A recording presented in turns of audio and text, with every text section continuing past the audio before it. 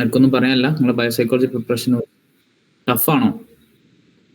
അതിന് മാത്രമൊന്നും ടഫില്ല, കുറച്ചേ പഠിക്കാനുള്ളൂ. ഈ ഇഗ്നോന്റെ എക്സാമിന്റെ ഒരു പ്രത്യേകത എന്താണെന്ന് വെച്ചാൽ നമ്മൾ മൊത്തത്തിൽ ഒരു ഓവറോൾ ഐഡിയ ഉണ്ടാക്കി വെച്ചാൽ തന്നെ മതി. നമുക്ക് വളരെ ഡീറ്റെയിൽ ആയിട്ട് എല്ലാ വിഷയങ്ങളും പഠിച്ചു കൊള്ളണം എന്നില്ല. കാരണം ഇതൊരു ഒബ്ജക്റ്റീവ് ടൈപ്പ് ക്വസ്റ്റ്യൻ ഒന്നല്ല, ഡിസ്ക്രിപ്റ്റീവ് ടൈപ്പാണ്. അപ്പൊ നമ്മൾ എന്താണോ പഠിച്ചത് അത് ഡിസ്ക്രൈബ് ചെയ്താൽ മതി. അതാണ് ഈ എക്സാമിന്റെ മെയിൻ ഉദ്ദേശം. നമ്മളവിടെ വളരെ ഡീറ്റെയിൽ ആയിട്ട് പഠിക്കുമ്പോഴാണ് നമുക്കൊന്നുകൂടി ടഫായി തോന്നുന്നത്. നമ്മൾ അത്ര ഡീപ്പായിട്ട് ഇഗ്നോന്റെ എക്സാമിന് വേണ്ടി പഠിക്കേണ്ട ആവശ്യമില്ല. നമ്മൾ പിന്നെ അതിന് ശേഷം വല്ല എൻട്രൻസ് നോക്കുന്നുണ്ടെങ്കിൽ മാത്രമേ അത്ര ഡീപ്പായി പോകേണ്ട ആവശ്യമുള്ളൂ. അപ്പോ നമുക്ക് എന്നാല് സൈക്കോളജി സ്റ്റാർട്ട് ചെയ്യല്ലേ? ബയോസൈക്ക് ആ സ്ലൈഡ് മാറ്റും.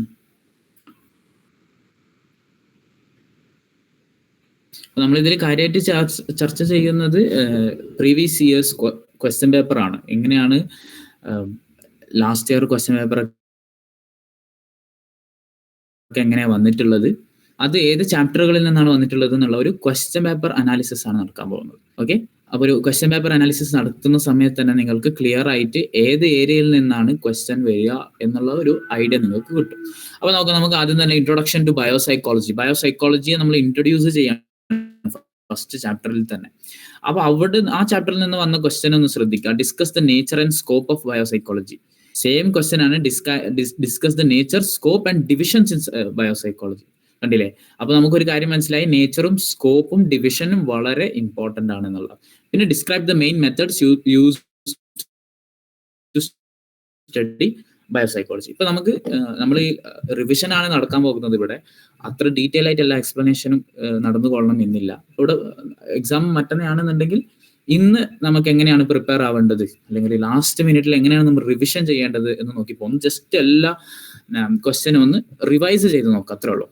അപ്പൊ നോക്കിക്കോ, ഒന്നാമത്തെ രണ്ടാമത്തെ നമുക്ക് കമ്പൈൻ ചെയ്ത് പറയാം. നേച്ചറും സ്കോപ്പും ഡിവിഷനും, ഇത് മൂന്നും കൂടെ പറഞ്ഞു പോവാം. ഇത് 2024 ഡിസംബർ ജൂണിലൊക്കെ വന്ന ക്വസ്റ്റ്യൻസ് ആണ്. അപ്പൊ രണ്ടും കമ്പയർ ചെയ്തുകൊണ്ട് പറയാം. ഇപ്പൊ നേച്ചർ ഓഫ് ബയോസൈക്കോളജി പറയുകയാണെന്നുണ്ടെങ്കിൽ, biopsychology is the scientific study of how biological process influence behaviour, thoughts and feelings. അതായത് ബയോസൈക്കോളജി എന്ന് മൊത്തത്തിൽ പറയുകയാണെന്നുണ്ടെങ്കിൽ ബയോളജിയുടെ റോൾ എന്താണ്, നമ്മുടെ സൈക്കോളജിക്കൽ ആയിട്ടുള്ള സംഭവങ്ങൾ ഉണ്ടല്ലോ, ഏതൊക്കെ behaviour study of behaviour and mental process ആണല്ലോ സൈക്കോളജി. അപ്പൊ ബിഹേവിയർ, മെന്റൽ പ്രോസസ്സുകൾ, തോട്ട്സ്, ഫീലിങ്സ്, ഇമോഷൻസ്, ഇതിന്റെ ഒക്കെ പിന്നില് ബയോളജിയുടെ റോൾ എന്താണ് എന്ന് മൊത്തത്തിലാണ് ബയോസൈക്കോളജി പഠിക്കാൻ പോകുന്നത്. അതാണ് ഇതിന്റെ നേച്ചർ. ഒന്നാമത്തെ കാര്യം, it lies at the intersection of biology and psychology. Biology സൈക്കോളജിയുടെ ഇന്റർസെക്ഷൻ ആണ് biopsychology. Also known as behavioural neuroscience എന്ന് പറയപ്പെടുന്നുണ്ട്. ബ്രെയിൻ ബിഹേവിയർ റിലേഷൻഷിപ്പ്, അങ്ങനെ ഒരുപാട് പേര് ഇതിനുണ്ട്. ന്യൂറോ സയൻസ് എന്നുള്ള അങ്ങനെ ഒരുപാട് പേരുകളുണ്ട്. അതായത് ന്യൂറോൺസിന്റെ റോൾ എന്താണ്, ബയോളജിയുടെ റോൾ എന്താണെന്നാണ് മൊത്തത്തിൽ പറയുന്നത്. അതാണ് ഇതിന്റെ നേച്ചർ. ഈ സ്കോപ്പ് പറയുകയാണെന്നുണ്ടെങ്കിൽ, understand mental process like learning, memory, emotion, psychological aspect ആണ് ഇതൊക്കെ. അപ്പൊ ഇതിനൊക്കെ അണ്ടർസ്റ്റാൻഡ് ചെയ്യാൻ ബയോസൈക്കോളജി സഹായിക്കും. ഇൻഡിക്കേറ്റിംഗ് ന്യൂറൽ ആൻഡ് അണ്ടർപിന്നിങ്സ് ഓഫ് ബിഹേവിയറിന്റെ പിന്നിൽ ന്യൂറോണുകളുടെ റോൾ എന്താണ് എന്നറിയാൻ സാധിക്കും. അതാണ് രണ്ടാമത്തെ സ്കോപ്പ്. ഒന്ന്, മെന്റൽ പ്രോസസ്സുകളിലെ ഇമോഷനുകളൊക്കെ മനസ്സിലാക്കാൻ സാധിക്കും. ന്യൂറോണുകളുടെ റോൾ എന്താണെന്ന് മനസ്സിലാക്കാൻ സാധിക്കും. Applications in clinical settings, neurorehabilitation and psychopharmacology. Even നമുക്ക് ന്യൂറോണുകളുടെ ഇംബാലൻസ് ആണ് മനുഷ്യന്മാരുടെ ബിഹേവിയറിന് കാരണമാകുന്നത് എന്നൊക്കെ നമുക്കറിയാം. ഡിപ്രഷൻ എന്തായിരിക്കും? സെറോട്ടോണിൻ ലോ ആവുന്നതുകൊണ്ടായിരിക്കും. സെറോട്ടോണിൻ എന്നുള്ള ന്യൂറോ ട്രാൻസ്മിറ്റർ ലോ ആവുന്നത് കൊണ്ടാണ് നമുക്ക് ഡിപ്രഷൻ ഉണ്ടാകുന്നത്. സ്കിസോഫ്രേനിയ ഉണ്ടാകുന്നത് നമ്മുടെ ഡോപ്പമൈൻ ഹൈ ആകുന്ന സമയത്താണ് നമുക്ക് ഇതുണ്ടാവുന്നത്, സ്കിസോഫ്രീനിയ ഉണ്ടാകുന്നത്. അപ്പോൾ ഒരു ന്യൂറോണൽ ഇംബാലൻസ് ആണ് ഇതിന് കാരണം. അപ്പൊ ന്യൂറോണിനെ ട്രീറ്റ് ചെയ്യണം. ട്രീറ്റ് ചെയ്യുന്ന മെത്തഡോളജി ഡ്രഗ്സ് ഉപയോഗിച്ചുകൊണ്ടാണ്. അപ്പൊ സൈക്കോഫാർമക്കോളജി, ഫാർമസിയിൽ എങ്ങനെയാണ് ഇത് ഉപയോഗപ്പെടുക എന്നുള്ളത് അതൊരു സ്കോപ്പാണ്. പിന്നെ researching brain injuries, mental disorders and neuro plasticity.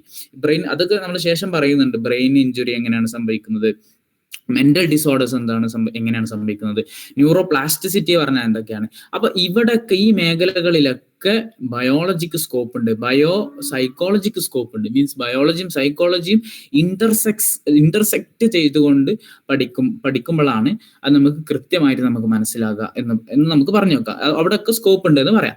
ഇനി ഡിവിഷൻസ് പറയാണ്, ഡിവിഷൻസ് ഇൻ ബയോ സൈക്കോളജി പറയുകയാണെങ്കിൽ ഒന്ന് physiological psychology studies neural mechanisms using experimental methods ഉപയോഗിച്ചുകൊണ്ട് ന്യൂറൽ മെക്കാനിസത്തെ കുറിച്ച് പഠിക്കുക. അതാണ് ഫിസിയോളജിക്കൽ സൈക്കോളജി. ഫിസിയോളജിയുടെ ഭാഗമായിട്ടുള്ള ന്യൂറോളജിയെ കുറിച്ച് പഠിക്കുമ്പോഴാണ് ഫിസിയോളജിക്കൽ സൈക്കോളജി.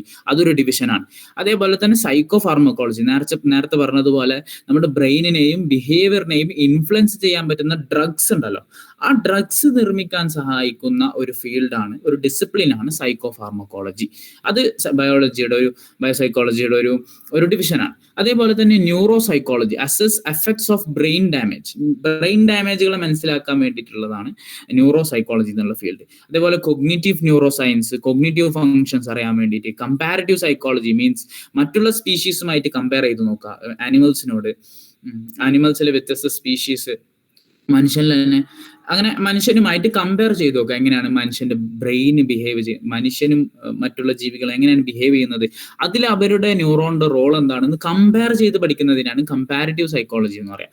അതേപോലെ തന്നെ ബിഹേവിയറൽ ജെനറ്റിക്സ്, മീൻസ് ബിഹേവിയറിനെ ഇൻഫ്ലുവൻസ് ചെയ്യുന്ന ജീനിന്റെ റോൾ എന്താണെന്ന് പഠിക്കാൻ വേണ്ടിയിട്ടാണ് ബിഹേവിയർ ജെനറ്റിക്സ്. അതൊക്കെ ഒരു ഡിവിഷൻസ് ആണ്. അങ്ങനെ ഒരു 5-6 ഡിവിഷൻസ് നിങ്ങൾ പഠിച്ചു വെക്കുക, ഒരു 4-5 സ്കോപ്പുകൾ പഠിച്ചു വെക്കുക, പിന്നെ ഇതിന്റെ നേച്ചറും കൂടെ പഠിച്ചു വെച്ചാൽ നമുക്ക് 10 മാർക്കിന് എഴുതാനുള്ളതായി. 10 മാർക്കിന് നമ്മൾ എത്രയാണ് എഴുതേണ്ടത്? 3 പേജുകളോളം 10 മാർക്കിന് വേണ്ടിയിട്ട് എഴുതണം. അപ്പോഴാണ് 20 മാർക്കിനാണ് എന്നുണ്ടെങ്കിൽ 5 പേജെങ്കിലും എഴുതണം. 3 പേജ് മിനിമം എങ്കിലും ഇഗ്നോക്ക് വേണ്ടി 10 മാർക്കിന് നമ്മൾ എഴുതണം. ഇനി അടുത്ത ചോദ്യം നോക്കാം. Describe the main methods use to study biopsychology പഠിക്കാൻ വേണ്ടിയിട്ടുള്ള മെത്തേഡുകൾ ഏതൊക്കെയാണ്? ഒന്ന് ലെസിയോൺ സ്റ്റഡീസ്. ലെസിയോൺസ് മീൻസ് ബ്രെയിനിനെ ഏതെങ്കിലും ഒരു ഏരിയയിൽ ഡാമേജ് ചെയ്യുക, ഇപ്പോൾ ഫ്രണ്ടൽ ലോബിൽ ഡാമേജ് ചെയ്യുക. എന്നിട്ട് നോക്കുക ഒരു മൃഗത്തിന്റെ ഫ്രണ്ടൽ ലോബ് ഡാമേജ് ചെയ്തുകൊണ്ടിട്ട് ആ മൃഗം പിന്നെ എങ്ങനെയാണ് ബിഹേവ് ചെയ്യുന്നത് എന്ന് നമ്മൾ പഠിക്കുക. അതിന്റെ പേരാണ് ലെസിയോൺ എന്ന് പറഞ്ഞാൽ ഡാമേജ് ചെയ്യിപ്പിക്കുക എന്നാണ് അതിന്റെ ഒരു ലിറ്ററൽ മീനിങ്. പിന്നെ ഇലക്ട്രിക്കൽ സ്റ്റിമുലേഷൻ എന്ന് പറഞ്ഞാൽ ചില പ്രത്യേക ബ്രെയിൻ ഏരിയകൾ എന്ത് ചെയ്യുക, സ്റ്റിമുലേറ്റ് ചെയ്യാം. അപ്പോൾ എങ്ങനെയാണ് ആ ഒരു ഓർഗാനിസം എങ്ങനെയാണ് ബിഹേവ് ചെയ്യുന്നത് എന്ന് നമുക്ക് മനസ്സിലാക്കാൻ സാധിക്കും. അതേപോലെ തന്നെ electrophysiological recordings means EEG, ECG, fMRI പോലത്തെ ടെക്നിക്സ് ഉണ്ടല്ലോ, EEG ഒക്കെ അതിൽ പെടുന്നതാണ്. അതേപോലെ തന്നെ ന്യൂറോ ഇമാജിനിങ് ടെക്നിക്കിൽ പെടുന്നതാണ് fMRI, PET സ്കാൻ, അതൊക്കെ.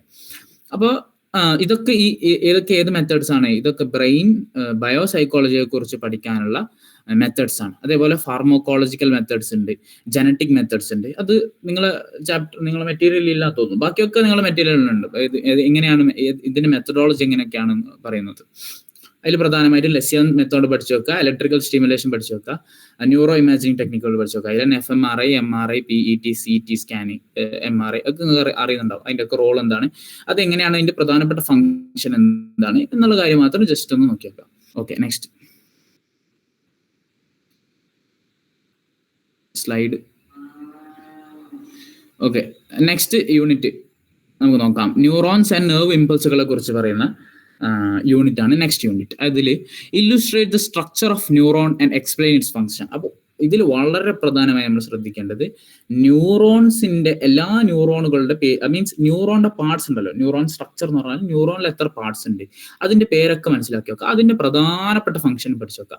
ഇത് മാത്രമേ ഈ ഒരു ചാപ്റ്ററിൽ പഠിക്കാനുള്ളൂ. നമ്മൾ കുറേ ഡീറ്റെയിൽ ആയിട്ട് പോകേണ്ട ആവശ്യമൊന്നുമില്ല. നമുക്കത് ഇഗ്നോക്ക് ആവശ്യപ്പെടില്ല, നമുക്ക് കൂടുതൽ ടഫായി തോന്നാൻ അതാണ് കാരണമാകുന്നത്. അപ്പോൾ പ്രധാനപ്പെട്ട കുറച്ച് സ്ട്രക്ചർ ഉണ്ട് ന്യൂറോൺസ്. ഇപ്പൊ ന്യൂറോൺ ഇങ്ങനെ വരച്ചിട്ടുള്ള നിങ്ങളെ മെറ്റീരിയൽ ഉണ്ടല്ലോ, അപ്പൊ അത് നോക്കിയിട്ട് നോക്കുക. അതിൽ എന്തുണ്ട്? ഡെൻഡ്രൈറ്റ്സ് ഉണ്ട്. ഡെൻഡ്രൈറ്റ്സ് എന്ന് പറയുമ്പോൾ ഈ തലക്കുള്ള ആ ബ്രാഞ്ചിലേക്കായിട്ടുള്ള സംഭവം, അതിലേക്കാണ് നമ്മൾ സിഗ്നൽ റിസീവ് ചെയ്യുന്നത്. അതിനുശേഷമുള്ളത് സെൽ ബോഡി. അവിടെയാണ് ഈ റിസീവ് ചെയ്ത സിഗ്നൽസ് പ്രോസസ്സ് നടക്കുന്നത് സെൽ ബോഡിയിലാണ്. അതിനുശേഷം ആക്ഷൻ പൊട്ടൻഷ്യൽ സംഭവിക്കുന്നു എവിടെ? ആക്സോൺ ഹില്ലോക്കിൽ. അപ്പോൾ ഡെൻഡ്രൈറ്റ്സ്, സെൽ ബോഡി, ആക്സോൺ ഹില്ലോക്ക്, എന്നിട്ട് ആക്സോണിലൂടെ എന്ത് ചെയ്യുന്നു? നെർവ് ഇമ്പൾസുകൾ പാസ് ചെയ്യുന്നു. എങ്ങനെ? മൈലിൻ ഷീത്ത് ഉണ്ടാവുക അതിന്റെ സൈഡിലായിട്ട്, ആ നോട്ട്സ് ഓഫ് റൺവെയർ വഴി നെർവ് ഇമ്പൾസ് ഇങ്ങനെ പാസ് ചെയ്യുന്നു. അവസാനം ആക്സോൺ ടെർമിനൽസിൽ പോയി നിൽക്കുന്നു. അവിടെ നിന്ന് ന്യൂറോ ട്രാൻസ്മിറ്റർ റിലീസായി പോകുന്നു. കണ്ടില്ലേ, ഇത്രേ ഉള്ളൂ. ആ ന്യൂറോൺ മൊത്തം പഠിക്കുക, ആ ന്യൂറോണിന്റെ സ്ട്രക്ചർ എന്തൊക്കെയാണ്, മെയിൻ സാധനങ്ങൾ മാത്രം പഠിച്ചു വെച്ചാൽ മതി.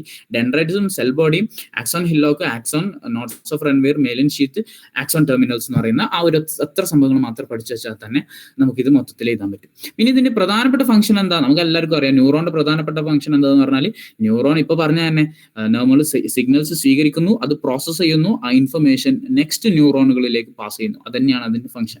അപ്പോൾ ഓരോന്നിന്റെ ഫംഗ്ഷൻ ഉണ്ട്. ഡെൻഡ്രൈറ്റിന് അതിന്റെ ഫംഗ്ഷൻ ഉണ്ട്. എന്താ ഫംഗ്ഷൻ? സിഗ്നലിനെ സ്വീകരിക്കുക എന്നുള്ളതിനാണ് ഫംഗ്ഷൻ. പിന്നെ അത് ആക്ഷൻ ഹില്ലോക്കിലേക്ക് കൊണ്ടുവരാം, ആക്ഷൻ പൊട്ടൻഷ്യലിലൂടെ ന്യൂറോൺ വഴി അങ്ങ് ആക്ഷൻ ടെർമിനൽസിലേക്ക് എത്തിച്ചുകൊണ്ട് ന്യൂറോ ട്രാൻസ്മിറ്റർ റിലീസ് ചെയ്യുക. ഇതന്നെയാണ്. ഇത് മൊത്തത്തിൽ ഇത് ഇനി എന്ത് പറയാൻ പോകണമെന്നുണ്ടെങ്കിലും ഇതുമായി ബന്ധപ്പെട്ടിട്ട് തന്നെ ഉള്ളൂ. അപ്പൊ നോക്കിയോളെ, അടുത്ത ചോദ്യം നോക്കിയോളി. Write short notes on neural conduction, synaptic transmission. Neural conduction പറഞ്ഞാൽ ന്യൂറൽ കണ്ടക്ഷൻ ആണ് involves propagation of action potential along axons. ആക്സോണിന്റെ അവിടെയുള്ള ആക്ഷൻ പൊട്ടൻഷ്യലിനെ കുറിച്ചാണ് നമ്മൾ ന്യൂറൽ കണ്ടക്ഷൻ എന്ന് പറയാം. അവിടെ രണ്ട് മെത്തേഡ്സ് ഉണ്ട്. ഒന്ന് ഡീപോളറൈസേഷൻ ആൻഡ് റീപോളറൈസേഷൻ. ഡീപോളറൈസേഷൻ എന്ന് പറഞ്ഞാൽ സോഡിയം ഉള്ളിലോട്ട് കയറുക, ന്യൂറോണിന്റെ ഉള്ളിലോട്ട് കയറുക, പൊട്ടാഷ്യം പുറത്തിറങ്ങുക. റീപോളറൈസേഷൻ എന്ന് പറഞ്ഞാൽ പൊട്ടാഷ്യം ഉള്ളോട്ട് കയറുക, സോഡിയം പുറത്തിറങ്ങുക. ഇത് ഇത്ര പഠിച്ചു വെച്ചാൽ മതി, ഇത്ര പഠിച്ചു വെക്കാം. അപ്പൊ സോഡിയം ഉള്ളിലോട്ട് കയറുമ്പോൾ ഡീപോളറൈസേഷൻ സംഭവിക്കും. അപ്പോഴാണ് ആക്ഷൻ പൊട്ടൻഷ്യൽ ഉണ്ടാവുക. റീപോളറൈസേഷൻ എന്ന് പറഞ്ഞാൽ എന്ത് ചെയ്യുന്നു, ഈ ആക്ഷൻ പൊട്ടൻഷ്യൽ ഒക്കെ ഈ പൊട്ടാഷ്യം ഒക്കെ എന്ത് ചെയ്യുന്ന പറഞ്ഞാൽ ഉള്ളിലോട്ട് കയറും. അതായത് നെഗറ്റീവ് ചാർജ്ഡ് പാർട്ടിക്കിൾസ് ഉള്ളിലോട്ട് കയറും, സോഡിയം ഒക്കെ പുറത്തോട്ട് വരും. അപ്പോഴാണ് നമ്മൾ resting potential membrane resting potential ഉണ്ടാവും. ആക്ഷൻ പൊട്ടൻഷ്യൽ പറയുമ്പോൾ നമുക്ക് എന്തെങ്കിലും ഒരു അറോസൽ ഉണ്ടാവും, ചെയ്യാനുള്ള ഒരു ഇതുണ്ടാവും, ഒരു ആക്ഷൻ ഉണ്ടാവും, ആക്ഷന്റെ പൊട്ടൻഷ്യൽ ഉണ്ടാവും. റെസ്റ്റിംഗ് പൊട്ടൻഷ്യൽ പറഞ്ഞാൽ നമ്മൾ ഒന്നും ചെയ്യാതെ വെറുതെ ഇരിക്കാം. അപ്പൊ ഏത് ഉള്ളിലുണ്ടാവും? നെഗറ്റീവ് ചാർജ്ഡ് പാർട്ടിക്കിൾസ് ഉള്ളിലുണ്ടാവും, മീൻസ് പൊട്ടാഷ്യം ഉള്ളിലുണ്ടാവും, സോഡിയം പുറത്തുണ്ടാവും. ആക്ഷൻ ചെയ്യണമെന്നുണ്ടെങ്കിൽ സോഡിയം ന്യൂറോണിന്റെ ഉള്ളിൽ കയറും, പൊട്ടാഷ്യം പുറത്തിറങ്ങും. അത്ര പഠിച്ചു വെച്ചാൽ മതി. അത്ര പഠിച്ചാൽ തന്നെ ന്യൂറൽ കണ്ടക്ഷനും ഡീപോളറൈസേഷനും റീപോളറൈസേഷൻ എന്താണെന്ന് മനസ്സിലായി. അടുത്തതാണ് ഇനി അവിടെ ഹൈപ്പർ പോളറൈസേഷനും മറ്റേ പരിപാടിയൊക്കെ ഉണ്ട്. ഇപ്പൊ നമ്മൾ എക്സാമിന് വേണ്ടിയിട്ട് ഒന്നും നോക്കേണ്ട ആവശ്യമില്ല, കാരണം നമ്മൾ കൂടുതൽ കൺഫ്യൂസ് ആവാൻ സാധ്യതയുണ്ട്. പിന്നെ അടുത്ത് നോക്കുക, സിനാപ്റ്റിക് ട്രാൻസ്മിഷൻ. സിനാപ്റ്റിക് ട്രാൻസ്മിഷൻ എന്ന് പറഞ്ഞാൽ നമ്മൾ പറഞ്ഞു ആക്ഷൻ പൊട്ടൻഷ്യൽ ആക്സോണിലൂടെ ന്യൂറൽ ടെർമിനൽസിലേക്ക് എത്തും. എന്നിട്ട് എന്ത് ചെയ്യുന്നു, അവിടെ വെസിക്കലിന്റെ ഉള്ളിലാണ് ന്യൂറോ ട്രാൻസ്മിറ്റർ ഉണ്ടാവുക. ഒരു വെസിക്കൽ, ഒരു ഉണ്ട പോലത്തെ സാധനത്തിന്റെ ഉള്ളിലാണ് എന്തുണ്ടാവുക, ന്യൂറോ ട്രാൻസ്മിറ്റേഴ്സ് ഉണ്ടാവുക. അതെന്ത് ചെയ്യുന്നു, ഈ സിനാപ്സിലേക്ക് വന്നിട്ട് നിൽക്കും. അപ്പൊ ഇത് തുറന്നു കൊടുക്കും. ഈ ന്യൂറോണിന്റെ അവസാന ഭാഗം ആക്സോൺ ടെർമിനൽസ് ഇങ്ങനെ തുറന്നു കൊടുക്കും. അപ്പൊ എന്ത് ചെയ്യുന്നു, ഈ ന്യൂറോണുകളൊക്കെ ഇങ്ങനെ പുറത്തോട്ട് പോകും. ഇത് പ്രീ സിനാപ്റ്റിക് ന്യൂറോൺ ആണ്. ആദ്യം ഉണ്ടായിരുന്നത് പ്രീ സിനാപ്റ്റിക് ന്യൂറോൺ ആണ്. എന്നിട്ട് സിനാപ്റ്റിക് ക്ലെഫ്റ്റിലൂടെ, മീൻസ് ആ ഒരു രണ്ട് ന്യൂറോണുകളുടെ ഇടയിലുള്ള ഗ്യാപ്പില്ലേ, അതാണ് സിനാപ്റ്റിക് ക്ലെഫ്റ്റ്. അതിലൂടെ എന്ത് ചെയ്യുന്നു, നെക്സ്റ്റ് പോസ്റ്റ് സിനാപ്റ്റിക് ന്യൂറോണിന്റെ ഡെൻഡ്രൈറ്റ്സിലേക്ക് പോയി ചേരുന്നു. ഇതിന്റെ പേരാണ് സിനാപ്റ്റിക് ട്രാൻസ്മിഷൻ. ഒന്നുമില്ല, ഒരു ന്യൂറോണിന് ന്യൂറോ ട്രാൻസ്മിറ്റർ മറ്റൊരു ന്യൂറോണിലേക്ക് പാസ്സാവുക. അപ്പം ഫസ്റ്റത്തെ പേര് പ്രീ സിനാപ്റ്റിക്, രണ്ടാമത്തെ പേര് പോസ്റ്റ് സിനാപ്റ്റിക്, നടുക്കുള്ളത് സിനാപ്റ്റിക് ക്ലെഫ്റ്റ്. ഇത് ഇനി അങ്ങോട്ട് എഴുതി കൊടുത്താൽ മതി. ഇനി അടുത്ത ചോദ്യം നോക്കാം. Illustrate the structure of synapse and explain the steps of synaptic transmission. ഇപ്പൊ പറഞ്ഞ അതേ കാര്യം തന്നെ. ഇനി സ്റ്റെപ്പ് വൈസ് പറയാനാണെന്നുണ്ടെങ്കിൽ അതിന് ആക്ഷൻ പൊട്ടൻഷ്യൽ ഉണ്ടാകുന്നു. എന്നിട്ട് എന്ത് ചെയ്യുന്നു, അപ്പൊ അതിൻ്റെ ഉള്ളിൽ കാൽഷ്യം ആണ് ഉണ്ടാവുക. ആക്ഷൻ പൊട്ടൻഷ്യലൂടെ കാൽഷ്യം ആണ് ഒരു എനർജി ആയിട്ട് വരിക. എന്നിട്ട് അത് എന്ത് ചെയ്യുന്നു, പോയിട്ട് വെസിക്കലിന്റെ ഉള്ളിൽ നിൽക്കുന്നു ന്യൂറോ ട്രാൻസ്മിറ്റർ ആയിട്ട്. എന്നിട്ട് ന്യൂറോ ട്രാൻസ്മിറ്റർ സിനാപ്റ്റിക് ക്ലെഫ്റ്റിലേക്ക് പോകുന്നു. സിനാപ്റ്റിക് ക്ലെഫ്റ്റിലൂടെ പോസ്റ്റ് സിനാപ്റ്റിക് ന്യൂറോണിലേക്ക് പോകുന്നു. അങ്ങനെ എന്ത് ചെയ്യുന്നു, അങ്ങനെയാണ് ആ സ്റ്റെപ്പ് ഉള്ളത്, സിനാപ്റ്റിക് ട്രാൻസ്മിഷൻ. ഇപ്പൊ പറഞ്ഞ അതേ സംഭവം തന്നെ. ഇനി അടുത്ത ചോദ്യം നോക്കുക. Write short notes on importance of synapse. Importance of synapse. സിനാപ്സിന്റെ ഇമ്പോർട്ടൻസ് എന്താ? Synapse allows neuron to communicate and are vital for memory learning and coordination behaviour. അതായത് സിനാപ്സ് ആണ് എന്ത് ചെയ്യുന്നത്, ശരിക്കും ന്യൂറോ ട്രാൻസ്മിറ്ററിനെ പരസ്പരം ന്യൂറോണുകളെ കണക്ട് ചെയ്യിപ്പിക്കുന്ന പണിയാണ് സിനാപ്സ് ചെയ്യുന്നത്. അപ്പൊ അതാണ് ഏറ്റവും ഇമ്പോർട്ടന്റ് ആയിട്ടുള്ള കാര്യം. അപ്പൊ സിനാപ്സിന്റെ ഏറ്റവും ഇമ്പോർട്ടന്റ് ആയിട്ടുള്ള കാര്യം എന്താണ്? പരസ്പരം ന്യൂറോണുകളെ കണക്ട് ചെയ്യിപ്പിക്കുക, കമ്മ്യൂണിക്കേഷൻ, നെർവ് ഇമ്പൾസുകളെ പാസ് ചെയ്യുക എന്നുള്ളതാണ്. പിന്നെ classification and types of neurons. ഒന്നെന്താണ് sensory neuron, motor neuron, interneuron. Sensory neuron എന്ന് പറഞ്ഞാൽ സ്പീഡ് കൂടുതലാണോ? Okay. Sensory classification and types of neuron. ഇനി ടൈപ്സ് ആണ് പറയുന്നത്, ന്യൂറോണിന്റെ ടൈപ്സ് ആണ് പറയുന്നത്. ഒന്ന് സെൻസറി ന്യൂറോൺ. സെൻസറി ന്യൂറോൺ എന്ന് പറഞ്ഞാൽ നമ്മുടെ സെൻസേഷൻ ഉണ്ടല്ലോ, ന്യൂറോണുകൾ നമ്മുടെ സെൻസേഷൻ ബോഡി പാർട്ടിൽ നിന്നും സ്വീകരിച്ച് സെൻട്രൽ നെർവ് സിസ്റ്റത്തിലേക്ക് പോകാം. ഇതിന്റെ പേരാണ് സെൻസറി ന്യൂറോൺ. ഇനി മോട്ടോർ ന്യൂറോൺസ് ഉണ്ട്. മോട്ടോർ ന്യൂറോൺസ് എന്ന് പറഞ്ഞാൽ സെൻട്രൽ നെർവസ് സിസ്റ്റത്തിൽ നിന്നും തിരിച്ച് ബോഡി സെൻസേഷനുകളിലേക്ക് പോവുക. അതിന്റെ പേരാണ് മോട്ടോർ ന്യൂറോൺസ്. മനസ്സിലായോ?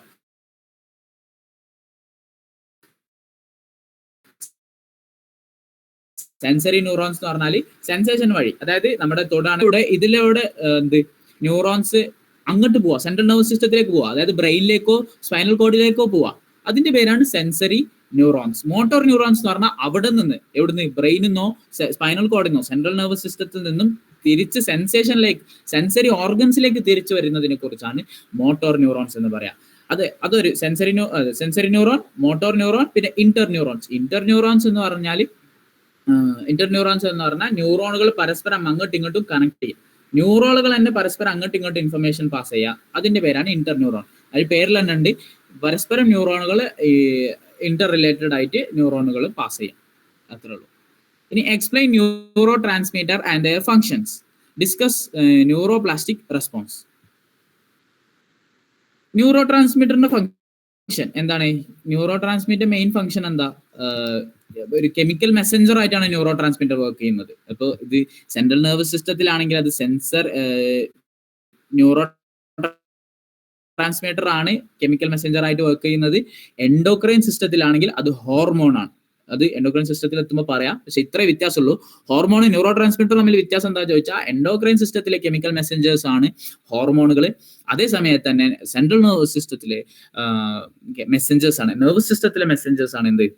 Neuro transmitter. അതാണ് അതിന്റെ ഒരു പ്രധാനപ്പെട്ട ഫംഗ്ഷൻ. അപ്പൊ അത് എന്തിനൊക്കെ ഇൻഫ്ലുവൻസ് ചെയ്യുന്നു? നമ്മുടെ മൂഡിനെ ഇൻഫ്ലുവൻസ് ചെയ്യുന്നു. നമ്മുടെ അറോസൽ, കൊഗ്നീഷൻ, മോട്ടോർ കൺട്രോൾ തുടങ്ങിയ എല്ലാ സംഭവങ്ങളിലേക്കും അത് ഇൻഫ്ലുവൻസ് ചെയ്യുന്നുണ്ട്. അതാണ് അതിന്റെ പ്രധാനപ്പെട്ട ഫംഗ്ഷൻ. ഇനി പറയുകയാണെ ഇനി അതിന്റെ ഫംഗ്ഷൻ ഒന്നും കൂടി പറയാം.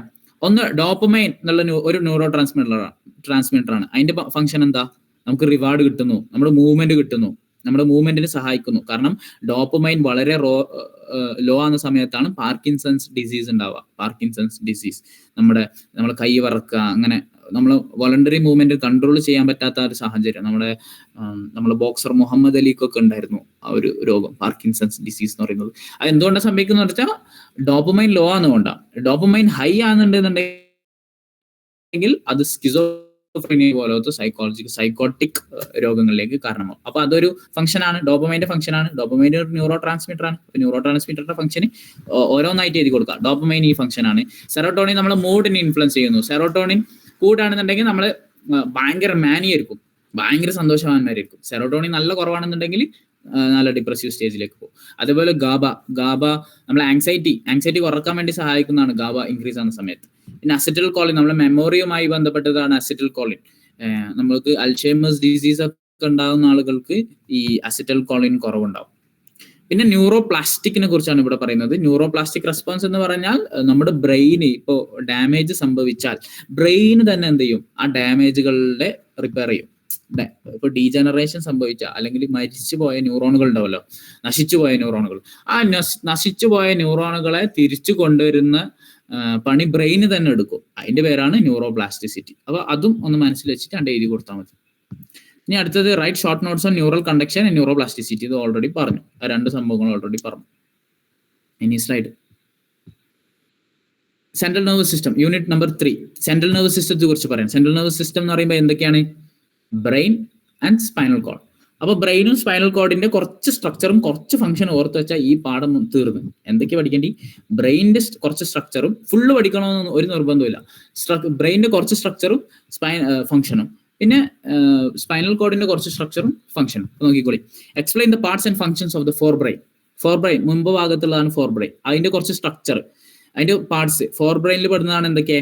Cerebrum, thalamus, hypothalamus, limbic system, basal ganglia എന്നുള്ള ആ ഏരിയയാണ് എന്തിൽ പെടുന്നത്? ഫോർ ബ്രെയിനിൽ. അപ്പൊ സെറിബ്രമിന്റെ റോൾ എന്താ? തോട്ട് പ്രോസസ്സ്, ഇങ്ങനെ നമ്മുടെ ഡിസിഷൻ മേക്കിംഗ് പരിപാടിയിലാണ്. മൊത്തത്തിൽ ഫോർ ബ്രെയിൻ ആ ഒരു ഇതിനുള്ള തന്നെയാണ്, ഡിസിഷൻ മേക്കിങ്ങിന്. അപ്പൊ സെറിബ്രത്തിന് മെയിൻ പണി എന്താണെന്ന് വെച്ചാൽ തോട്ട് പ്രോസസ്സുമായി ബന്ധപ്പെട്ടിട്ടുള്ളതാണ്. പിന്നുള്ളത് തലാമസ് നമുക്കറിയാം, എല്ലാവിധ സെൻസേഷന്റെ റിലേ സ്റ്റേഷൻ ആണ് തലാമസ് എന്നുള്ളത്. ഏത് സെൻസേഷനും ആദ്യം വന്ന തലാമസിൽ നിൽക്കും. എന്നിട്ട് തലാമസ് തീരുമാനിക്കൂ, ഇത് ഹിയറിംഗ് വിഷൻ ആണെന്നുണ്ടെങ്കിൽ അന്ന് നീ ഓക്സിപിറ്റൽ ലോബിലേക്ക് പോയിക്കോ. നീ പിന്നെ തോട്ട് പ്രോസസിംഗ് ആണ് അന്നാണ് നീ സെറിബ്രത്തിലേക്ക് പോയിക്കോ എന്ന് തീരുമാനിക്കുന്ന പണിയാണ് തലാമസിന്റെ. അപ്പൊ തലാമസ് റിലേ സ്റ്റേഷൻ ആണ്. Cerebrum thalamus, cerebrum thought process, thalamus relay station. പിന്നെ ഹൈപ്പോ തലാമസ് പറഞ്ഞാൽ നമ്മളെ എല്ലാ ഹോമിയോസ്റ്റാറ്റിസിനെ നിയന്ത്രിക്കുന്ന പരിപാടിയാണ് ഹൈപ്പോ തലാമസ്. തലാമസിന്റെ തൊട്ട് താഴെയാണ് ഉള്ളത്, ഭയങ്കര ചെറുതാണ് ഹൈപ്പോ തലാമസ്. ഹോമിയോസ്റ്റാറ്റിസ് മീൻസ് നമുക്ക് എന്തെങ്കിലുമൊക്കെ ഒരു ഡ്രൈവ് ഉണ്ടാകുന്നു, ചിലപ്പോൾ ഭക്ഷണത്തിലേക്കുള്ള ഡ്രൈവ് ഉണ്ടാകുന്നു, സെക്സിലേക്കുള്ള ഡ്രൈവ് ഉണ്ടാകുന്നു, സ്ലീപ്പിലേക്കുള്ള ഡ്രൈവ്, ഏത് ഡ്രൈവ് ഉണ്ടാകുന്നുണ്ടെങ്കിലും അതിലേക്ക് അത് കൊണ്ടുവന്നിട്ട് സാറ്റിസ്ഫൈ ചെയ്യുന്ന പരിപാടിയാണ് ഹൈപ്പോ തലാമസ് ചെയ്യുന്നത്. അതാണ് ഹോമിയോസ്റ്റാറ്റിസ് എന്ന് പറയാം. നമുക്ക് എന്തെങ്കിലുമൊക്കെ ന്യൂറൽ ആയിട്ടുള്ള ബയോളജിക്കൽ ആയിട്ടുള്ള ഇംബാലൻസ് സംഭവിക്കുകയാണ് വിചാരിച്ചോളി. അതായത് വിശക്കുമ്പോൾ എന്താവാന്ന് ഒരു ചെറിയ ഇംബാലൻസ് സംഭവിക്കുകയാണ്, വിശപ്പ് എന്നുള്ള ഒരു ഇംബാലൻസ് സംഭവിക്കുകയാണ് നമുക്ക്. അപ്പൊ അത് വിശപ്പിനെ നമുക്ക് വിശക്കുന്നുണ്ട് ഇനി പോയി ഭക്ഷണം കഴിക്ക് എന്ന് പറഞ്ഞു തരുന്നത് നമുക്ക് ഹൈപ്പോ തലാമസാണ്. അപ്പൊ നമ്മൾ ഭക്ഷണം കഴിച്ചിട്ട് നമ്മുടെ ബോഡിയെ നോർമൽ സ്റ്റേറ്റിലേക്ക് കൊണ്ടുവരും. അത് ആ പണിയാണ് ഹൈപ്പോ തലാമസ് എടുക്കുന്നത്. അതിനുശേഷം ലിംബിക് സിസ്റ്റം നമ്മളെ ഇമോഷൻ ബ്രെയിൻ എന്നറിയപ്പെടുന്നതാണ്. നമ്മുടെ എല്ലാ ഇമോഷനുകളും പ്രോസസ് ചെയ്യുന്നത് ലിംബിക് സിസ്റ്റത്തിലാണ്. പിന്നെ ബാസൽ ഗാംഗ്ലിയ നമ്മൾ മൂവ്മെന്റുകളെ കൺട്രോൾ ചെയ്യുന്ന, വോളണ്ടറി മൂവ്മെന്റുകളെ കൺട്രോൾ ചെയ്യുന്ന ഏരിയയാണ് ബാസൽ ഗാംഗ്ലിയ. അപ്പൊ ഏതൊക്കെയാണ് ഫോർ ബ്രെയിന്റെ parts? Cerebrum, thalamus, hypothalamus, limbic system, basal ganglia എന്നുള്ള ഈ ഒരു പാർട്സ്. അത് അത്ര പഠിച്ചാൽ മതി. അതിന്റെ പ്രധാനപ്പെട്ട ഫംഗ്ഷനും ഇപ്പൊ പറഞ്ഞതുപോലെ തന്നെ പഠിച്ചു വെക്കാം. പിന്നെ describe the structure of the ഫോർ ബ്രെയിന്റെ സ്ട്രക്ചർ എങ്ങനെയാണ്? ഫോർ ബ്രെയിനിൽ എന്തൊക്കെ ഉണ്ടെന്നാണ് ചോദിക്കുന്നത്. എന്തൊക്കെ കൂട്ടിയിട്ടാണ് ഫോർ ബ്രെയിൻ ആയതെന്നാ ചോദിക്കുന്നത്. അങ്ങനെയാണെങ്കിൽ ഫോർ ബ്രെയിൻ ഒരു സിലിണ്ടറിക്കൽ ഷേപ്പിലാണ്, പിന്നെ സെഗ്മെന്റഡ് ആയ ഒരു ഭാഗമായിട്ട് ഇങ്ങനെ ഇരിക്കുകയാണ്, പിന്നെ ഗ്രേ മാറ്റർ ആണ് ഉള്ളിൽ, പുറത്ത് വൈറ്റ് മാറ്റർ ആണ്. ഇത്ര പഠിച്ചാൽ തന്നെ മതി. 4 സ്ട്രക്ചറായി. എന്തൊക്കെ? ഒന്ന് സിലിണ്ടറിക്കൽ ഷേപ്പാണ്, പിന്നെ ഒന്ന് സെഗ്മെന്റഡ് ആണ്, പിന്നെ ഒന്ന് ഗ്രേ മാറ്റർ ആണ് ഉള്ളിൽ, വൈറ്റ് മാറ്റർ ആണ് പുറത്ത്. ഇത്ര പഠിച്ചാൽ മതി. പിന്നെ ഫോർ ബ്രെയിന്റെ പ്രധാനപ്പെട്ട ഫംഗ്ഷൻ എന്താ?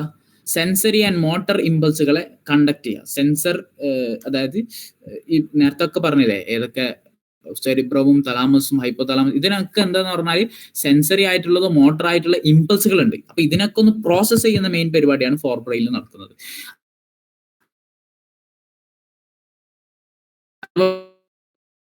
ഉപയോഗിച്ചിട്ട് റിഫ്ലക്സുകളൊക്കെ കൺട്രോൾ ചെയ്യാം. പിന്നെ പെരിഫറൽ നെർവസ് സിസ്റ്റവുമായിട്ട് കണക്ട് ചെയ്യുന്ന പരിപാടി ഫോർ ബ്രെയിൻ്റെ ആണ്. കാരണം ബാസൽ ഗാംഗ്ലിയ, ലിംബിക് സിസ്റ്റം ആ ഏരിയയിലൊക്കെ പറയുമ്പോൾ അത് അതിന്റെ നേരെ താഴെ പിന്നെ എന്തിലേക്ക് പോവാണ്?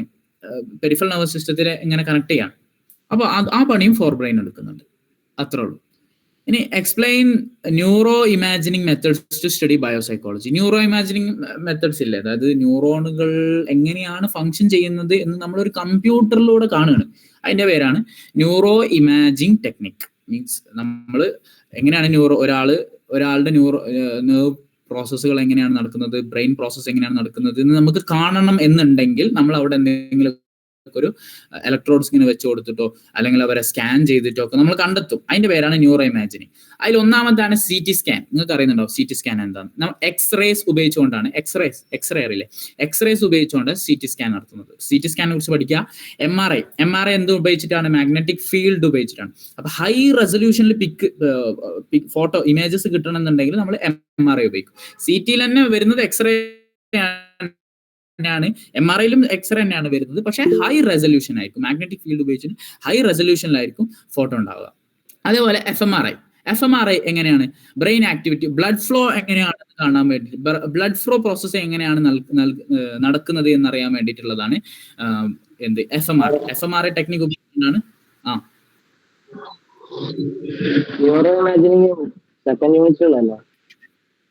എങ്ങനെ? ന്യൂറോ ഇമാജിനിങ് സെക്കൻഡ് യൂണിറ്റിലാണോ ന്യൂറോ ഇമാജിനിങ് ടെക്നിക് ചർച്ച ചെയ്യുന്നത്? ഓക്കെ, അങ്ങനെയാണെങ്കിൽ ഈ ക്വസ്റ്റ്യൻ ഇവിടെ ഇങ്ങോട്ട് മാറിപ്പോയി, അത്രേ ഉള്ളൂ. എവിടെയാണെങ്കിലും യൂണിറ്റ് എവിടെയാണെങ്കിലും പഠിച്ചാൽ മതി. മറ്റൊന്ന് പരീക്ഷല്ലേ. യൂണിറ്റ് അങ്ങോട്ട് ഇങ്ങോട്ടായാലും പഠിച്ചാൽ മതി. FMRI ടെക്നിക് ബ്ലഡ് ഫ്ലോ കണ്ടെത്താൻ വേണ്ടിയിട്ടാണ് FMRI ടെക്നിക് ഉള്ളത്. പിന്നെ PET എന്നുള്ള ടെക്നിക്ക് എങ്ങനെ പഠിക്കുന്നത്? PET എന്തിനാണ് ഉപയോഗിക്കുന്നത്? മെറ്റാബോളിക് ആക്ടിവിറ്റിക്ക് വേണ്ടിയിട്ടാണ് PET എന്നുള്ള ടെക്നിക്ക്. അപ്പോൾ ജസ്റ്റ് നോക്കി നോക്കാം, CT scan, MRI, FMRI, PET എന്ന് പറയാത്ത ന്യൂറോ ഇമാജിനിങ് ടെക്നിക്കുകൾ. ഓക്കെ, നെക്സ്റ്റ് ചാപ്റ്റർ നോക്കാം. Discuss major disorders of central nervous system. പ്രധാനപ്പെട്ട ഡിസോർഡേഴ്സ് എന്തൊക്കെയാണെന്ന് നോക്കി നോക്കാം. ഒന്ന് പാർക്കിൻസൺസ് ഡിസീസ്. നമുക്കറിയാം പാർക്കിൻസൺസ് ഡിസീസ് പറയുമ്പോൾ എങ്ങനെയാണ്, ഡോപ്പമൈൻ ലോ ആകുന്ന സമയത്താണ് പാർക്കിൻസൺസ് ഡിസീസ് ഉണ്ടാവുക. നേരത്തെ പറഞ്ഞു മുഹമ്മദ് അലിക്കൊക്കെ ഉണ്ടായി എന്ന് പറയുന്ന ആ ഒരു രോഗം. നമ്മളെ വോളണ്ടറി മൂവ്മെന്റുകളെ കൺട്രോൾ ചെയ്യാൻ പറ്റാത്തൊരവസ്ഥ, ചിലപ്പോൾ വിറയലോ ഷിവറിങ് പോലത്തെ സിംറ്റംസ് ഒക്കെ ഇതിനുണ്ടാവും. അപ്പോൾ അതാണ് പാർക്കിൻസൺസ് ഡിസീസ്. പിന്നെ അൽഷൈമേഴ്സ് ഡിസീസ്. അൽഷൈമേഴ്സ് എന്ന് പറഞ്ഞാൽ മെമ്മറി ലോസ് സംഭവിക്കുക. നിങ്ങൾ അറിയുന്നുണ്ടാവും, വേൾഡ് അൽഷൈമേഴ്സ് ഡേ ഒക്കെ ഉണ്ട്. അപ്പോൾ അൽഷൈമേഴ്സ് എന്ന് പറയുമ്പോൾ മെമ്മറി ലോസ് സംഭവിക്കുന്ന ആ ഒരു ഡിസീസ് അതുമായി ബന്ധപ്പെട്ടിട്ടുണ്ട്. അതായത് ന്യൂറോ ഡീജനറേഷൻ സംഭവിക്കും. അതിന്റെ മെയിൻ കാരണമായിട്ട് വരുന്നത് മെമ്മറി ലോസ് ആവുക എന്നുള്ളതാണ്. അപ്പൊ അൽഷൈമേഴ്സ് ഡിസീസ് കോസ് ആവാൻ ഏത് ന്യൂറോ ട്രാൻസ്മിറ്ററിന്റെ ഡെഫിഷ്യൻസിയാണ് ഉണ്ടാവുക? അത് അസിറ്റിൽ കോളിന്റെ ഡെഫിഷ്യൻസിയാണ് ഉണ്ടാവുക. അതേപോലെ തന്നെ മൾട്ടിപ്പിൾ സ്കെലറോസിസ്, മൈലിൻ ഷീത്തിന് എന്തെങ്കിലും ഡാമേജ് സംഭവിക്കുമ്പോഴാണ് മൾട്ടിപ്പിൾ സ്കെലറോസിസ് എന്ന് പറയുക. പിന്നുള്ളത് എപ്പിലിപ്സിയാണ്. എപ്പിലിപ്സി നമ്മൾ അപസ്മാരം എന്നൊക്കെ പറയുന്നത് പോലെ എപ്പിലിപ്സിയാണ്. അപ്പൊ ഈ ഒരു 4-5 പഠിച്ചു വെക്കുക: Parkinson's disease, Alzheimer's, multiple sclerosis, epilepsy എന്ന് പറയുന്ന neuropsychological disorders. Next, write short notes on electrical stimulation to study biopsychology, disorders of central nervous system. Electrical stimulations to study biopsychology, അതിൽ നമ്മൾ പ്രധാന stimulate specific brain areas to observe behavioural effect used in animal and surgical research. അത് കാര്യമായിട്ടൊന്നും പറയാനില്ല. ഓരോ brain പാർട്ടുകൾ എടുത്തു നോക്കുക, എവിടെയാണ് ഡാമേജ് സംഭവിച്ചിട്ടില്ല, അല്ലെങ്കിൽ ഡാമേജ് സംഭവിക്കാത്ത ഹെൽത്തി ആയിട്ടുള്ള ഏരിയാസും ഉണ്ടാകാം. അവിടെ നമ്മൾ എന്ത് ചെയ്യും എന്ന് പറഞ്ഞാൽ സ്റ്റിമുലേറ്റ് ചെയ്യും. ഇലക്ട്രോൺസ് ഉപയോഗിച്ചുകൊണ്ട് സ്റ്റിമുലേറ്റ് ചെയ്യും. എന്നിട്ട് നമ്മൾ ഒബ്സർവ് ചെയ്യുമ്പോൾ എന്തൊക്കെ ബിഹേവിയർ ആണ് അവിടെ സംഭവിച്ചിട്ടുള്ളത്. അത് ഇലക്ട്രിക്കൽ സ്റ്റിമുലേഷൻ എന്ന് പറയുന്നത് ബയോസൈക്കോളജിയുടെ പഠിക്കാൻ വേണ്ടിയിട്ടുള്ള ഒരു സ്റ്റഡിയാണ്. അത്രേ ഉള്ളൂ. അത് മനസ്സിലാക്കി വെച്ചാൽ തന്നെ മതി. പിന്നെ സെൻട്രൽ നെർവസ് സിസ്റ്റത്തിന്റെ ഡിസോർഡേഴ്സ് നമ്മൾ ഓൾറെഡി ഡിസ്കസ് ചെയ്തു. Parkinson's, Alzheimer's, multiple sclerosis, epilepsy പോലുള്ള ഡിസോർഡേഴ്സ്. നെക്സ്റ്റ് നോക്കുക, ഒരു ക്വസ്റ്റ്യൻ കൂടെ ഉണ്ട്. Okay, right. ഇല്ല, കഴിഞ്ഞല്ലേ? നെക്സ്റ്റ് ഇനി അടുത്ത യൂണിറ്റ് 4. രാഹുൽ മൈക്ക് ഓൺ ആണ്. Unit 4 peripheral nervous system. അപ്പൊ നമ്മൾ പറഞ്ഞു സെൻട്രൽ നെർവസ് സിസ്റ്റം എന്ന് പറഞ്ഞാൽ അത് ബ്രെയിനും സ്പൈനൽ കോഡുമാണ്. അതേപോലെ തന്നെ പെരിഫറൽ നെർവസ് സിസ്റ്റം ഉണ്ട്. രാഹുൽ മൈക്ക് ഓഫ് ആക്കണം. Thank you. അപ്പോ ഇതിൽ ആദ്യത്തെ ചോദ്യം നോക്കിക്കോളി, differentiate between somatic and autonomic nervous system. ആദ്യത്തെ ചോദ്യം. അതായത് പെരിഫറൽ നെർവസ് സിസ്റ്റം 2 എണ്ണമാണ്. ഒന്ന് സൊമാറ്റിക് നെർവസ് സിസ്റ്റം, പിന്നെ ഒന്ന് ഓട്ടോണോമിക് നെർവസ് സിസ്റ്റം എന്നുള്ളത്.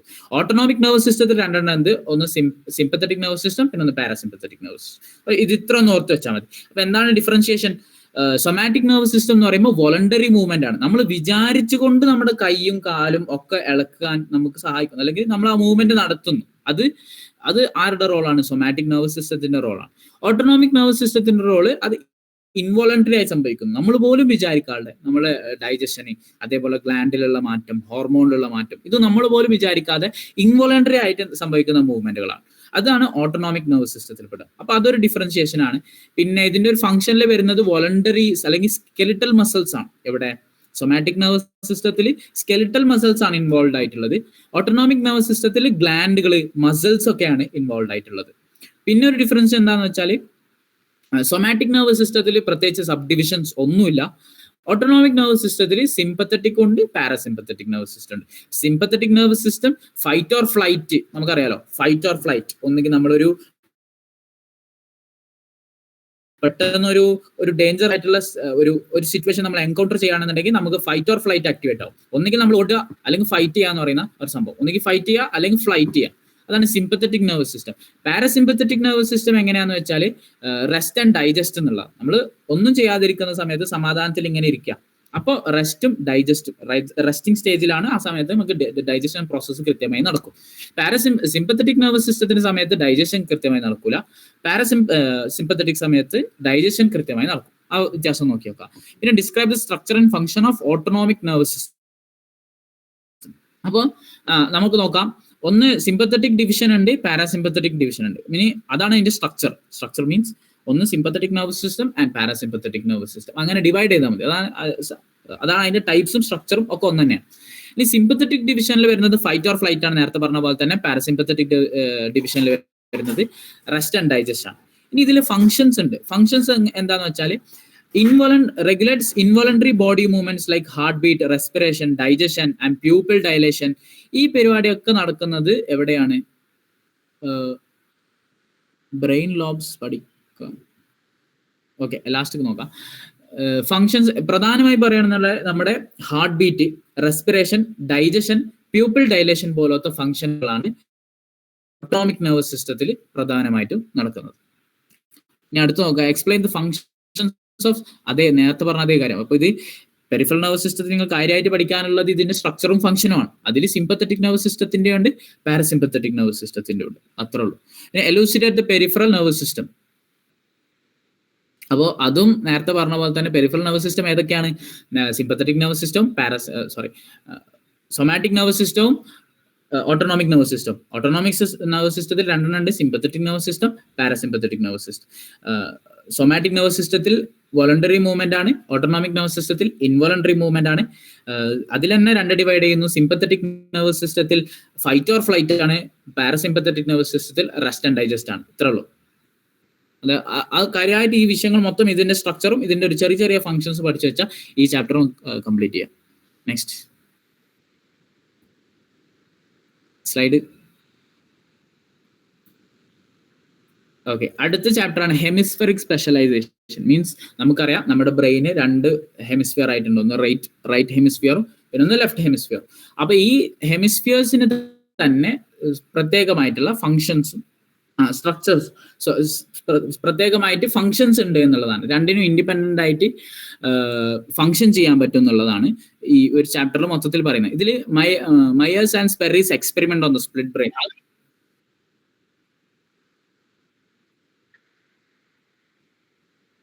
ഓക്കെ,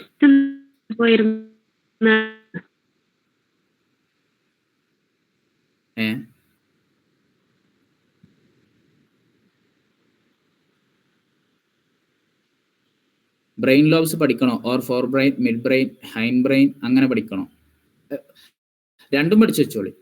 എങ്ങനെ വേണമെങ്കിലും പഠിക്കാം. ഒന്നെങ്കിൽ ഫോർ ബ്രെയിൻ, ഹൈൻ ബ്രെയിൻ അങ്ങനെ ആക്കി പഠിക്കുകയും ചെയ്യാം. അല്ലെങ്കിൽ ടെലിൻസെഫലോൺ, ഡയൻസെഫലോൺ എന്ന് പറയുന്ന ആ ഒരു ഇത് ഏത് ടേംസിലും നമ്മുടെ ബ്രെയിന് ഡിവൈഡ് ചെയ്യും. അപ്പൊ ജസ്റ്റ് ഒന്ന് നോക്കി വെച്ചാൽ മാത്രം മതി. നമ്മൾ മൊത്തത്തിൽ എങ്ങനെ ചോദ്യം ഉണ്ടാവുള്ളൂ. അപ്പൊ നമ്മൾ അല്ല എഴുതി കൊടുക്കാന്ന് ഉള്ളൂ. പിന്നെ മിഡ് ബ്രെയിനിൽ എന്തൊക്കെ ഉണ്ട്, ഫോർ ബ്രെയിനിൽ എന്തൊക്കെ ഉണ്ട് എന്ന് അങ്ങനൊന്നും ചോദ്യം വരൂല, അത് കുറവാണ്. അപ്പൊ നമുക്ക് മൊത്തത്തില് ഫോർ ബ്രെയിൻ ഇതൊക്കെയാണ്, മിഡ് ബ്രെയിൻ ഇതാണ്, ലോബ്സ് ഇതൊക്കെയാണ്, ഫ്രണ്ടൽ ലോബ് ഇതാണ്, പാരേറ്റൽ ലോബ്, ഓക്സിപിറ്റൽ ലോബ്, ഇങ്ങനെ നമ്മൾ ജസ്റ്റ് ഇത് ഇന്ന ഏരിയയിലാണെന്ന് നോക്കി വെച്ചാൽ മതി. അത്ര ഡീറ്റെയിൽ ആയി നോക്കേണ്ട ആവശ്യമൊന്നുമില്ല.